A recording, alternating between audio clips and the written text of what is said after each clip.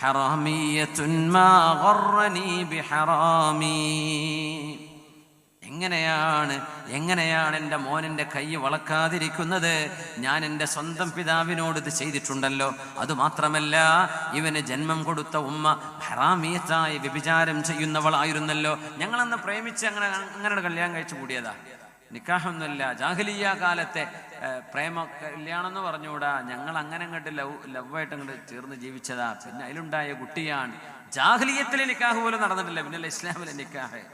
അങ്ങനത്തെ ഒരു ഹറാമിയത്തായ ഉമ്മയിൽ നിന്ന് ജനിച്ചവനാണിവൻ. അതുമാത്രമോ, ഞാൻ എൻ്റെ വാപ്പയോടും ഇതിന് സമാനമായത് ചെയ്തിട്ടുണ്ട്. അതുകൊണ്ട് അള്ളാഹു എനിക്കതിന് തന്ന ശിക്ഷയുമാണത്.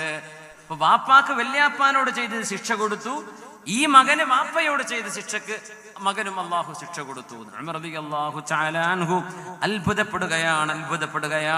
അതുകൊണ്ടാണ് അവർ പറഞ്ഞത്, നിങ്ങൾ സ്വന്തം പിതാവിനോട് ഉമ്മയോട് നന്നായി പെരുമാറണേ. അത് കല്യാണം കഴിഞ്ഞ് വന്ന പെൺകുട്ടികള് സ്വന്തം ഭർത്താവിന്റെ ഉമ്മയോട് ഉപ്പയോട് അങ്ങനെയാണ് പെരുമാറേണ്ടത്. കല്യാണം കഴിഞ്ഞൊരു ചെറുപ്പക്കാരൻ സ്വന്തം ഭാര്യയുടെ ഉമ്മയെ ഉപ്പയെ ഒരു രണ്ടാം കണ്ണുകൊണ്ട് കാണരുത്. അവര് നിന്റെ ഉമ്മയെ പോലെ നിന്റെ ഉപ്പയെ പോലെ. വുദൂവിന് തൊട്ടാൽ വുദു മുറിയാത്ത ബന്ധമാണ് വിവാഹത്തിലൂടെ സ്വന്തം മാതാപിതാക്കളോടുണ്ടാകുന്ന ബന്ധം. പെണ്ണിന്റെ ഉമ്മയോട് ഉപ്പയോട്, നിങ്ങളുടെ ഉപ്പയോട് ഉമ്മയോട് ഭാര്യക്കും, നിങ്ങളുടെ ഭാര്യയുടെ ഉമ്മയോട് ഉപ്പയോട് നിങ്ങൾക്കുമുള്ള ബന്ധം മാതൃപിതൃ ബന്ധമല്ലയോ? ആ ബന്ധം നിങ്ങൾ സൂക്ഷിക്കണം. ഈ ഉമ്മത്തിന് സംഭവിക്കുന്ന അപകടമാണത്. ഉമ്മമാർ സ്വന്തം വീട്ടിലേക്ക് കയറി വരുന്ന, സ്വന്തം മകന്റെ ഭാര്യയായി കടന്നു വരുന്ന പെണ്ണിനെ ഒരു ഏതോ പെണ്ണായിട്ട് കാണുകയും ചെയ്യരുതേ. സ്വന്തം പെൺകുട്ടികൾ ഏതൊക്കെയോ വീടുകളിൽ മറ്റുള്ളവരുടെ തണലിൽ കഴിയുന്നില്ലേ?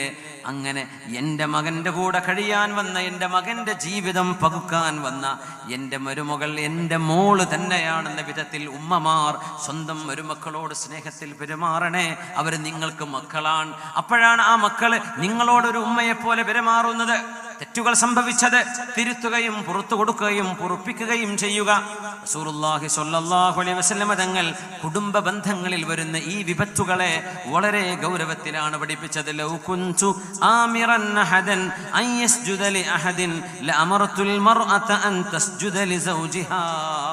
ജീവിതകാലത്ത് ഒരു മനുഷ്യന്റെ മുമ്പിൽ സുജൂദ് ചെയ്യാൻ പാടുള്ളതല്ല. അല്ലാഹുവിനല്ലാതെ സുജൂദ് ചെയ്യരുത്.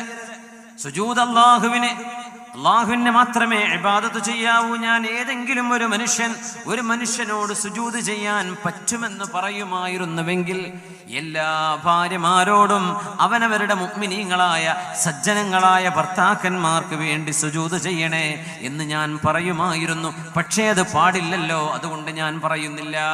മഹാനായ റസൂലുള്ളാഹി സ്വല്ലല്ലാഹു അലൈഹി വസല്ലം കുടുംബ ബന്ധങ്ങളെ സൂക്ഷിക്കണേ. ഭാര്യ ഭർത്തൃ ബന്ധങ്ങളിൽ സ്നേഹമുണ്ടാവണേ. റസൂലുള്ളാഹി സ്വല്ലല്ലാഹു